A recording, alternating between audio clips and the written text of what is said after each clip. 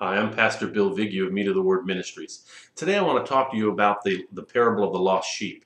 In Luke chapter 15, we have the story of how the religious leaders and bigots self-righteously began to put Jesus down and criticize him because he was receiving and sitting down eating with sinners. They derided him. They were upset with him. They thought they were better than that, and they thought Jesus should not be hanging around sinners. But Jesus had a point and a purpose, and he tried to make that point, and that point was just as much for those religious leaders that were hypocrites and bigots and self-righteous. He was trying to reach out to them. So he first tells the parable of the lost sheep and how the shepherd has that sense of responsibility and that genuine care in his heart to go out there and find that lost sheep because he knows the state of that sheep. Sheep were dumb and they were helpless and hopelessly lost without somebody going out there and finding them. But then to maximize his point, he tells another parable. He tells a parable about a woman who had 10 silver pieces, and she lost one of those 10 silver pieces, and immediately she began a diligent search. She went and she lit a candle. Very interesting, because the candle represents the Word of God, and the Word of God is a lamp that leads to our feet. It finds us. If you want to find out how to help somebody in whatever state they're in, go and don't look at the philosophers, don't look at the traditions of the church or traditions of a denomination. Go to the Word of God. God's Word is full of answers and remedies and solutions to the problems of people. It is always seeking to help, not destroy, not to hate and do all that garbage. So she lit the lamp, lit a candle, and then we see the woman illustrate something where in the other parable, Jesus was the good shepherd. Here, Jesus uses a woman, which is representative of the church and really is representative of the faithful, dedicated, committed, caring members of the church with the responsibility or the people in Christ that know their responsibility is not to hurt, not to harm, but to help and to heal, to bind up the wounds and to find the lost. And so Jesus is reaching out to the lost, and he's explaining why he's reaching out to the sinners.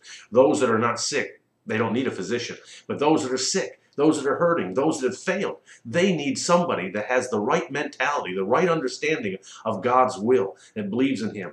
Now, the coin becomes extremely important in this because it really represents the soul of man, and it represents the value that God has on man. Jesus spoke about the silver coins. There were no gold coins that were in circulation back in those days, so the silver coin was really the most valuable of all the coins that were made of tin, copper, zinc, or whatever other metals that they were. So Jesus uses the silver coin because it's the most precious of all. And you know why he did that? Because mankind is the most precious creature on the face of this earth.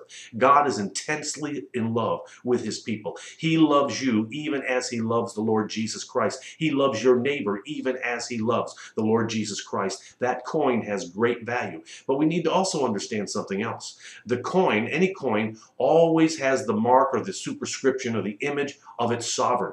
Render to Caesar the things that be Caesar's, as Jesus had said to Peter regarding the coin. But you and I, we are the image of God. We have the superscription of great value. We were created in the likeness and the image of God. And so Jesus needed and wanted to highlight that of why he was reaching out to the lost sinner. Something else that we don't understand, or we want to understand regarding this, is that the coins, it never loses its value. When it's lost in its lost position, it doesn't lose its value. And it can't help itself. It can't just jump out and say, here I am, save me. Here I am, down here, down here. No, it's out there. It cannot change its position. Has no power to change where it's at right now. It needs God to do a desperate search. It needs God to turn the light on in the Word of God to bring them back or to find it. That's important for us to understand. Also, while the coin in a lost state has never lost its value, unless it's in the hands of its owner, it cannot produce.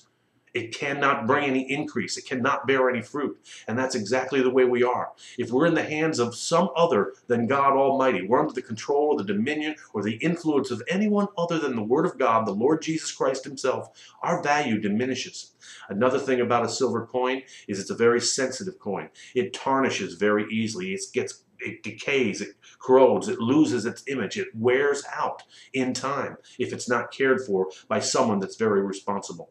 So keep those thoughts in mind when you think about that parable today and in the days to come, that you are a member of the body of Christ. Not only do you have value, but you should be faithful, dedicated, and diligent, not only to help yourself out, but to help out your neighbor. Let's be what Jesus said for us to be, peacemakers. Let's be problem solvers, not add to the problem. You have a great day. God bless you.